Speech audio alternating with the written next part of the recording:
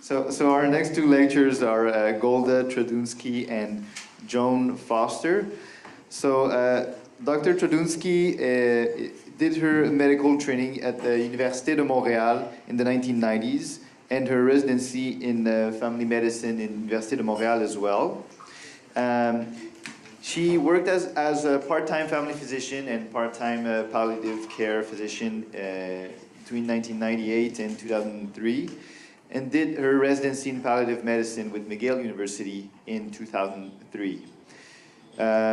She is from 2004 to this day. She is head of the palliative care services at Mount Sinai Hospital. She was program director for palliative care medicine at McGill University. And she was a faculty lecturer in the Department of Oncology from 2004 to 2013, and then assistant professor in the Department of Family Medicine with McGill University from 2014 to this day. She's also director of palliative care research access in Mount Sinai Hospital. And from 2013 to 2016, she sat on the standing committee for undergraduate and postgraduate education of the Canadian Society of Palliative Care Physicians. And from 2007 to 2014, no, wait. Sorry, it doesn't work. Okay. So I have been working for the funding competence and assessment in the area of palliative care at the College of Family Physicians of Canada. Mrs. Joan Foster has been practicing nursing in Montreal since 1968, first at the Montreal General Hospital, and then in home care after it was established in 1976. Over the years, Mrs. Foster has participated in the development of home care and end-of-life care in the community and been active with McGill Council on Palliative Care. She has lectured at McGill and given presentation at the Canadian Bioethics Conference, the International Congress on Palliative Care, the Canadian Nurses Conference, and many other local talks in and around Montreal. So thanks again for being here. Thank you, Giuliano, and you just gave me a new idea that maybe I should be part of the comedy palliative care club or something. Just out of curiosity, a show of hands for people who are from outside of Montreal. Okay, all right. And may I ask, where are you coming from? I work in Ottawa. Ottawa. That was Northern Ontario. Okay, great. Sherbrooke. Sherbrooke, very far from Montreal, yes. Ottawa. Well, thank you. Welcome. I guess my disclaimer is that we're both from Montreal. We're both working in the same territory in Montreal. And even in Montreal, the resources can be very different from one area to another. So we're making this a bit more generic so that it can be applicable to Sherbrooke and Ottawa. But I think you all have your own resources over there, your own realities over there. And is everybody here somehow working with end-of-life people? Show of hands for people who, yes, who are working with, yeah, I know you guys. Okay, so not everybody here, which is kind of where we were gearing our talk to for people who are a little bit less knowledgeable about what's available for people to have an end of life at home. So this is supposed to work, but only if it wants to. This way I'm going to do this. There. We have no conflicts of interest. The only interest we have is that patients have the best quality of life as possible for as long as possible at home.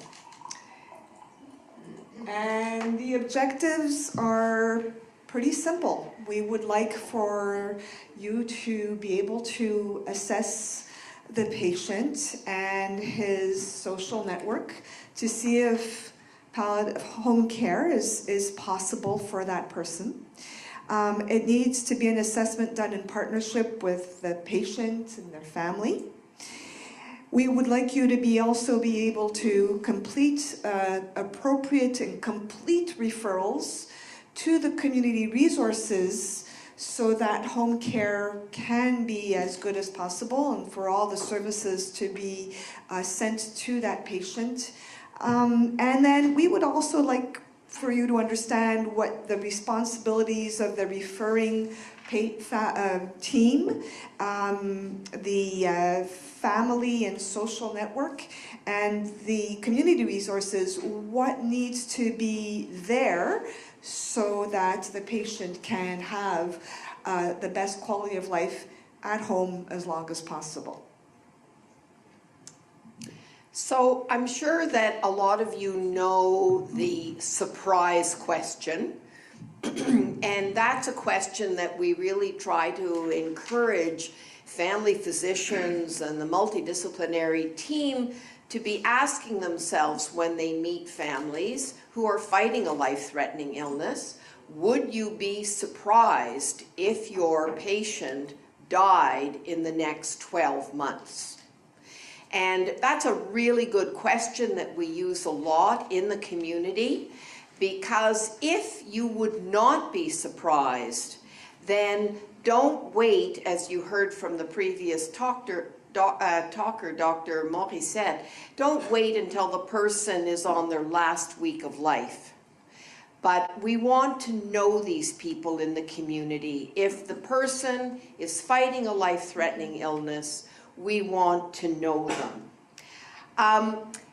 Yes, sometimes palliative care, home care services really kick in the last 6 months of life. The province of Quebec, or at least here on the island, says when the palliative performance scale is 50% or less, then we can start putting in free equipment and more respite and various things like that. But basically, we want to know the people before the last 6 months of life. This is their home. We also, in the community, are very lucky that anyone who is having any life-threatening illness can belong to our palliative care program. And so it doesn't have to be a cancer diagnosis. It can be ALS, it can be multiple muscular dystrophy, it can be Parkinson's, it can be even dementia. The most important thing is that the patient and the family are in agreement that we are working with them on maintaining a good quality of life at home. We have to, in the community, they have to open the door for us. And sometimes that's the hardest thing, is to get families to let the community in, the community resources, because they don't want us to take over. And then we also have to make sure that there are good goals of care that are discussed, and they have to be acceptable to the patient. And we hope the family will be on board with that. But unfortunately, we do know that sometimes there is conflict, and I'll go into that later. Anyone can call a CLSC in the province of Quebec and say, I am concerned about my neighbor, the lady who banks here, I'm her minister, I'm concerned about her from the church, I'm the pharmacist, I'm concerned. Referrals do not just come from doctors, but there again, we have to get in the door. So hopefully the opportunity is there to have that discussion that I want a team to work with me, and therefore I'm referring you to the CLSC.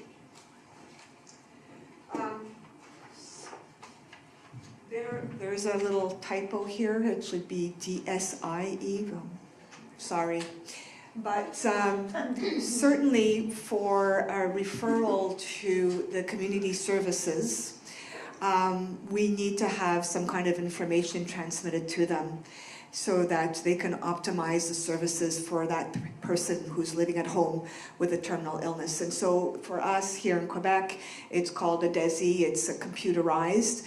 I would imagine that in GMFs and clinics, there would be access to this computerized form to send that referral. And on the referral, we need to have a lot of information to be able to give the best care possible for that person. So diagnosis, any complications of the illness, whatever treatments the patient has undergone or may still be undergoing. So it could be that for a cardiac patient, they're still going to see their cardiologist on a regular basis. They might, if it's a cancer patient, they may be getting palliative care, chemo, or radiotherapy, okay? And that might be ongoing, or it may be planned in the future. So it might be important to also say, you know, patient has known brain mets and will be starting 5 treatments of chemo to the brain next week. So all that is kind of important for it to go on to that DESI. As well as the medications, the allergies and intolerances that the patients had. The more information the community has, the easier the transition, the care can be, as well as overall better care. I'm gonna backtrack and for just 2 seconds actually. I mean, initially it may be just that you're needing to make sure that the nurses, the OT, the PT, go into the home and help the patient with their environment and whatever kinds of care they may need. Eventually, it may also be a physician who needs to go in the home. We're always, always hoping that the family physician will be able to continue following that patient at home. But not every family physician is comfortable with end-of-life care. And sometimes they will end up referring that patient to the CLSC physician who has more experience with end-of-life care, with palliative care. So that's why, again, it's so important to have, you know, this kind of information. So the treatments that are planned or ongoing, the prognosis. And honestly, when you're writing down on a piece of paper, okay, the patient has stage 4 lung CA. Well, I've seen people with late stage 4 lung CA who lived 5 years. And I've seen people with lung CA stage 4 who lived 2 days. So you really want to write a little idea of prognosis, even though there's no guarantee, but that will certainly help the CLSC when they get that information. How quickly do they need to go and meet with that patient, meet with that family, and get the services in there? So prognosis is going to be important to give them a little idea of what's going on. Hopefully, before we start asking for community services to go in the home, hopefully there has been a discussion between the treating team and the patient and family about what their goals are. And from the goals of care, there may also be a level of care. Are we looking at, you know, full code status? Are we looking at just making sure the patient's comfortable? Are we looking at something in between these 2 extremes of care? So goals and level of care, if it's been discussed, it's great if that information is there. Certainly when the nurse goes in from the CLSC or the social worker goes in or a physician goes in, they now have an idea of where the patient and that family's at in their understanding of the illness and where things are going, etc. And again, all kinds of extra information like recent imagery and recent blood work is helpful. I've had sometimes referrals where it says bone metastases. It's like, okay, what bones? It's like, is this person at risk of fracturing their hip? Or, you know, is this back pain something I need to be concerned about? Has it been investigated? Has it already been treated? So the more information, the better. Also on the referral, we're going to ask, if possible, if you can give us a little idea of the functional status. The services that need to go into the home will be very different if that patient is still able to cook for themselves and wash themselves versus somebody who is completely bedridden. It will also give an idea of how urgent the services need to start. So I'm going to show you in a couple of seconds what ECOG, Tradounsky, and PPS scores are. And, you know, like I was saying, hopefully there's a doctor who is willing to continue following the patient at home when the patient becomes too weak to go and see their physician, whether it be in the family medicine clinic or at the hospital. Who are the doctors who have been involved, and how do we reach them to get more information or to be able to understand a little bit more the goals of that referral. So these are scales. You'll see on one side we've got Tradounsky. On the other side we have the ECOG, which is what the oncologists tend to use. And another one here is the PPS, the Palliative Performance Scale. And there's a lot of information on there. Usually when we get to 50% and less on that evaluation, it's because the patient's really needing a lot of assistance. And that's where the CLSC may need to provide a little bit more with respect to the services that will be coming into that home. I can't stress enough how important you are as the physician in the case. Without a physician, we can't do symptom management in a good way. But it really takes a team to take care of people and their families who are at the end of their life. We often start at the CLSC by sitting with the families and just finding out what their belief system is and where they've been on this journey. Because if you have a family that their only touch with death has been someone who was terribly dyspneic and huge amounts of pain, and the death of that Nona was just the worst death ever, the fact that their husband now has been diagnosed with a life-threatening illness, that whole family is so afraid. And yet you might have another family that just breezes through this whole thing with minimal CLSC. So we need to get the whole team in there, and we try to get the whole team in there as soon as possible to find out what their understanding is and what they expect is going to happen.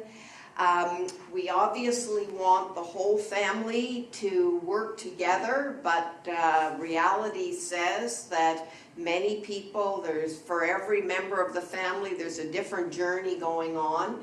And so we have to know who are the people that are the supportive and who are the people that don't want dad at home, and how was the relationship. It's pretty hard to ask someone to take care of their father if they and their father had a terrible relationship their whole life. So we need the families to be supportive of the patient. The patient is our patient while they are with us, and at the beginning they are very, very competent and very able to be in control. Now we have cultural issues in the community as well. Sometimes we have to find out the cultural lines of communication in that family, and they can be very different. At the beginning, if the PPS is greater than 50, the person is fairly independent, but we need to sort of walk the patient down, walk the family down the road. I had one man that I used to had MS, and I used to take government people there to sort of show them back in the 90s what was possible in the community. And I used to say, you don't mind if I talk to these people about you? And he would just go, bon voyage, because he didn't want to walk down that road, but it was our role to walk down that road and be ready for what was going to come next. There can be, as I say, great differences between the patient and the client's perception as to what's going on. And we have to work with that. And we use a lot of tools. It's, you know, home care is teach, teach, teach, teach, teach, teach, teach. We use an awful lot of tools with the families to empower them, as you heard in the previous lectures. The more empowered the person and the family are, the more they're in control. This is a great circle that just talks about, you put in the names of the people who you can call 24 hours a day, or once a week, or once a month, or who you need to hire to help you. And so we use an awful lot of that. We need to know, I'll get you just to flick. Oh, it's working. Is that it? Yes. So we need to know who's going to be there. And so who's going to be the people who will be hands-on? It's very hard to ask a son to bathe his mother or a daughter to bathe her father. So we need to find out who's comfortable with hygiene care, who's working, who isn't. And as I say, we walk down the road and try and get them ready for what is coming up down that road.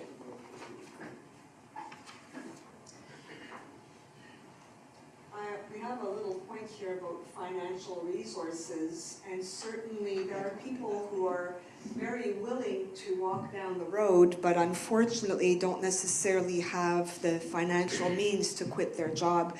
So we actually have something very cool. Compassionate Care Benefits, which is a federal program. A lot of people are not aware of this, and we need to tell them that it exists. This program basically allows for 6 months of paid leave. Now, it's not paid very much. It's like welfare level payment, but their job is secure. When they come back to their job, it's still there. And 60% is better than 0% being paid. And basically, it's for a patient who's got a prognosis of less than 6 months of life. The patient can be at home, but the patient could also be in hospital, and the patient could also be outside of the country. So if somebody is working here but needs to take care of their mom in New York City, we might actually be called to help them with filling out these papers. So the 6 months don't need to all be taken at the same time and by the same person. It can be different family members taking some time off. Sometimes it's, 2 weeks at a time. Sometimes it's a month at a time. But as long as the total amount of time taken off is a maximum of 6 months, then they can get these benefits so that they can take care of their loved one. So that can certainly help with some of the financial burden. I'll leave these sheets on, some of the sheets there on the Compassionate Care Program for you. So again, I can't stress enough that you have to share the care. The resources in the community come from 3 main areas in Montreal, and I know that down in Sherbrooke, some of it is available as well. So you have government support. That's those of us who are paid by the healthcare system to go in. You have non-government support or NGO or non-for-profit support. There are organizations and communities that also give support. And then you have private resources. There are private agencies that will send in private help. Now, for the government or the community resource, we're a multidisciplinary team. Every CLSC has nurses. Usually in the CLSC, one person is chosen to be the pivotal person, or the buck stops here, the case manager, the intervenant pivot, whatever they want to call it. Often it's a nurse in end-of-life care because of symptom assessment, but it could be a social worker at the beginning when what is needed is more of getting that family to work together to support the person who is fighting the life-threatening illness. We have licensed practical nurses, we have home health care aides, we have volunteers, and just as Golda said, sometimes we're really lucky that the doctors in the CLSC are also doing palliative care, but sometimes that's not available. We have occupational therapists and physiotherapists, and home care, the physical plant, I call it, makes or breaks home care. I mean, these two people are critical. If you haven't got the equipment in there that you need to support that family, it's really hard. We have nutritionists. Some CLSCs have psychologists, or some have access through the CIAs to a psychologist.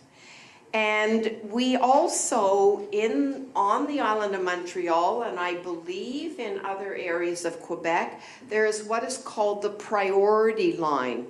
It's a 24/7 line that anyone can call 24 hours a day, 7 days a week. Now, we have to register people for this line, because obviously we can't just send a 23-year-old nurse out to a house that we don't know.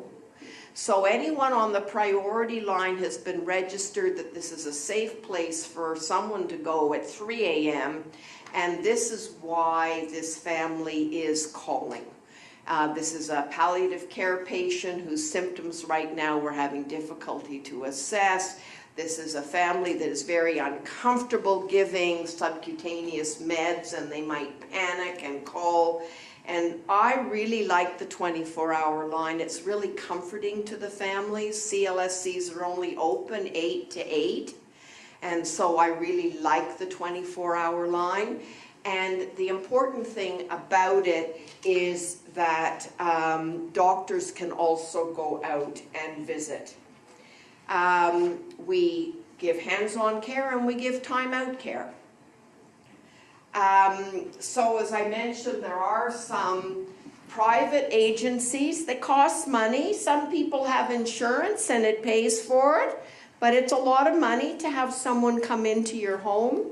And we work along with the various non-for-profit organizations on the island who offer respite and nursing care. We never, the more on the team, the better for us, because it means that the CLSC nurse is on days off, then the NOVA nurse is there, so the family are seeing someone that they know.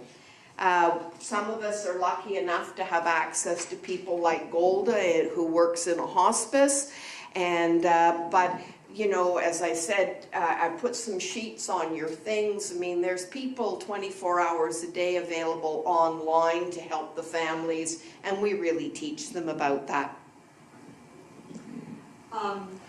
Certainly, one of the things that I'm going to bring out as well is that if it's a family physician who's deciding to continue to do the home care with somebody they've known for a long, long time, but they really don't feel 100% comfortable with the prescriptions of the opioids, the benzos, the anticholinergics, etc., they also have access to palliative care physicians in the hospices and in teaching hospitals, wherever there's palliative care being provided. These people will be happy to help out the family physicians with whatever questions they may have and suggestions, etc.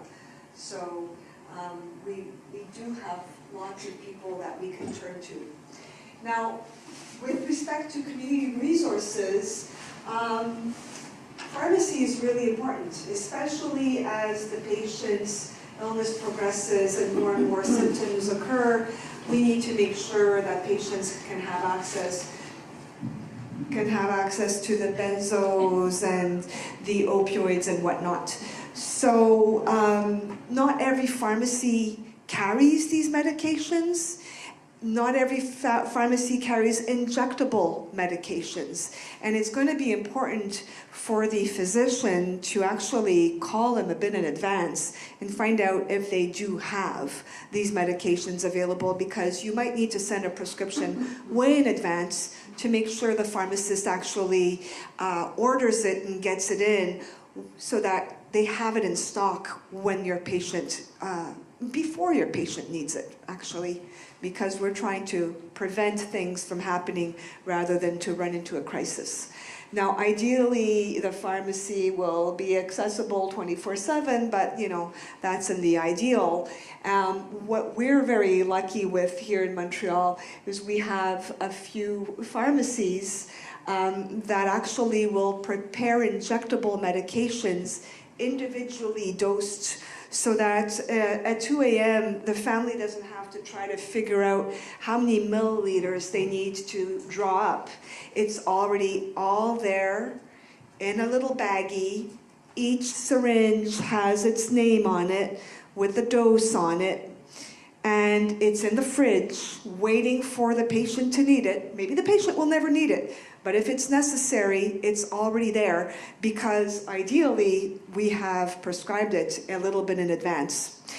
Now, these pharmacies prepare it in a sterile fashion, so these meds are good for at least a month in the fridge.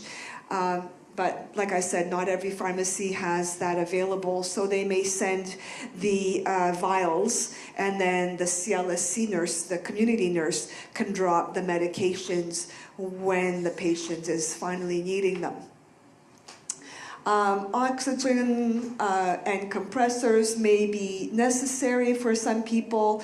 Again, in Montreal, we have Maisonneuve-Rosemont that actually, with a detailed prescription and a little bit of extra info, will be happy to send to the patients. They're very helpful, especially when you get on the phone with them and you explain to them why it is they're needing it. And there's obviously private companies. And there's a variety of other community resources that can come and help with our patients at home. And the families too. So, one of the things that may happen, that wasn't a question, was it? No. One of the things that may happen is that for whatever reason, the patient may develop a complication that the family is not comfortable with. The family may become very anxious. Some family members feel they can't deal with the death at home, that they may not be able to stay in the same home where the death has occurred. And when we have explored that with the patient and the family, we may end up thinking, well, we'll try to keep that patient at home as long as possible, but close to the end, we're going to have to transfer that patient to a palliative care bed. Could be a palliative care unit, it could be a hospice, but if we know that this is going to happen, we should be sending way in advance some information and fill out an application for that palliative care bed so that they can be on the wait list and they can have access to, the patient can have access to that bed, hopefully, when they need to be admitted, and avoid an ER visit. ER is a horrible place to be, horrible place for the family, and if we can avoid that ER visit and send them straight to a palliative care bed if they can't stay home, then all the better. If the number of caregivers locally are limited too, I usually sit down with the families and work out a plan B, because it's important. Caregivers can go out for a walk and get hit by a kid with a skateboard. So I think plan B is really, really important, and we usually walk down that road. Teach, teach, teach, teach, teach, teach. I mean, we're being told our time is up. So it's really important that we all take the time to teach. And you know that great TV show, Call a Friend? Okay, so y'all need friends in your back pocket. I don't get along with everyone, but I know which palliative care doctors I can call, which GPs I can call. I know which nurses I can count on.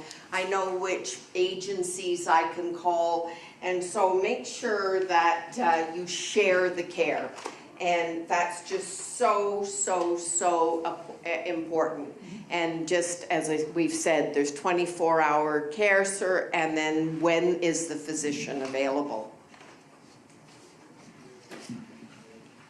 So you have a minute for these next 2 slides, Golda.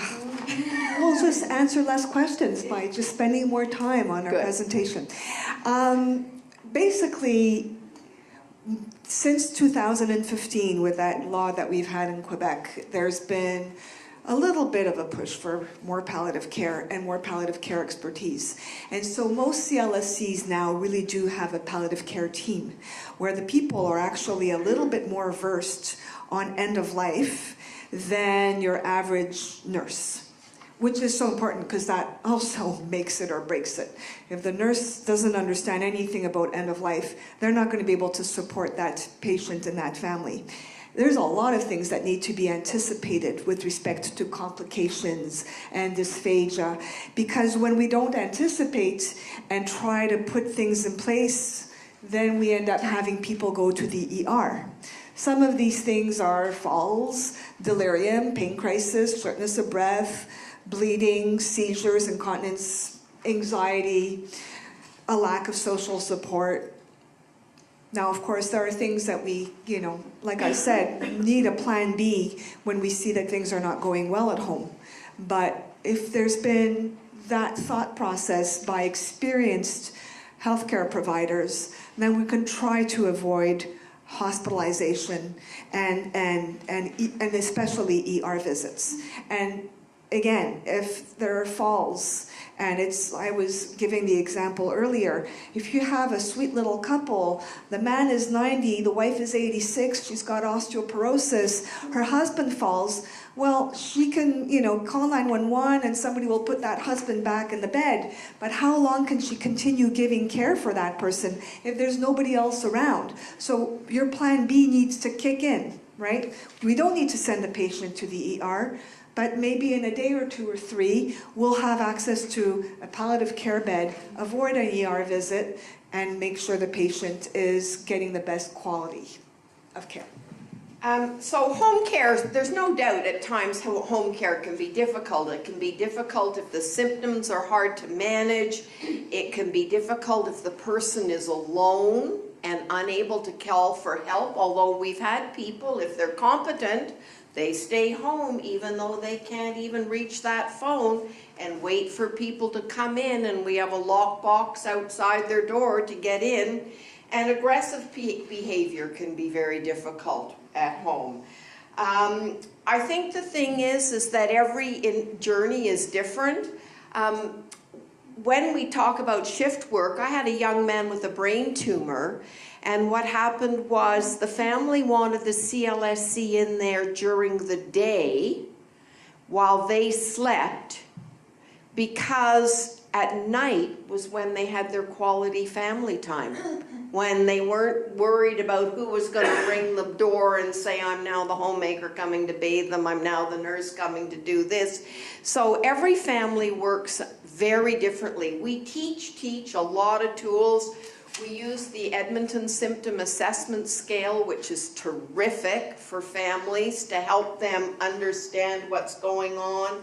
We use wonderful little booklets once the palliative performance scale is less than 30%, so they know what to expect.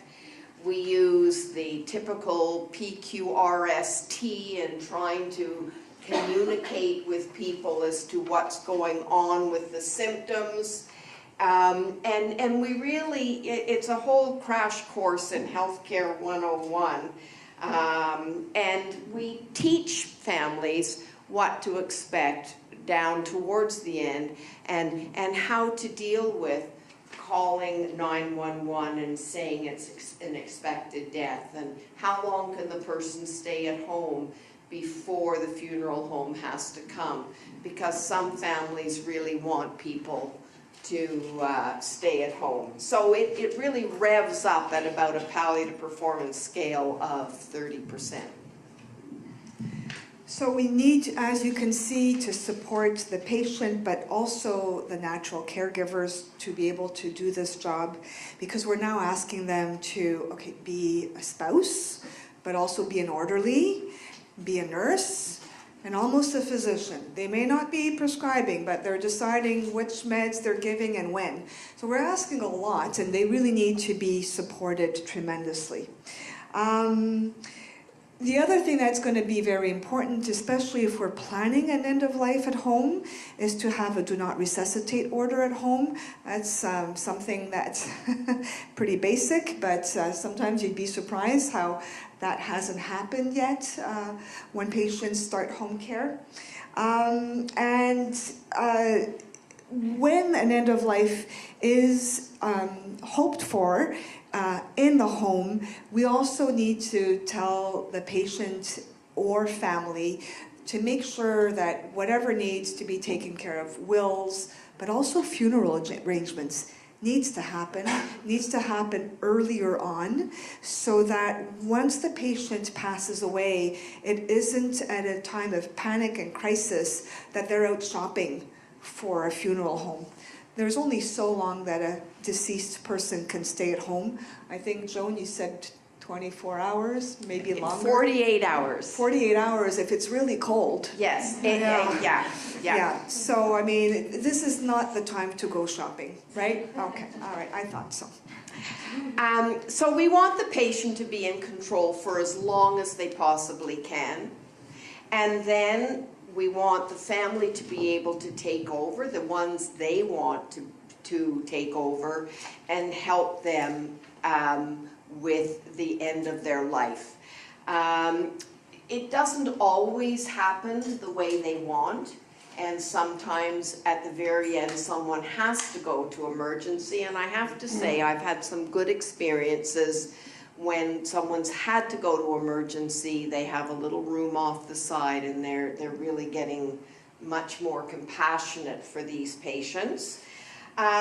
Grief is normal, but of course complicated grief is very difficult, so where possible we're trying to prevent that in the family. The earlier the team's in place, the better the care will be. Now, the latest stats out of Canada say 1 in 7 patients gets palliative care in Canada.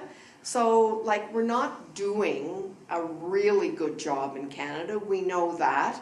Unfortunately, on March the 19th, and I'm not a political person, but when the federal government came out with their last budget, there was zero money dedicated to palliative care, zero.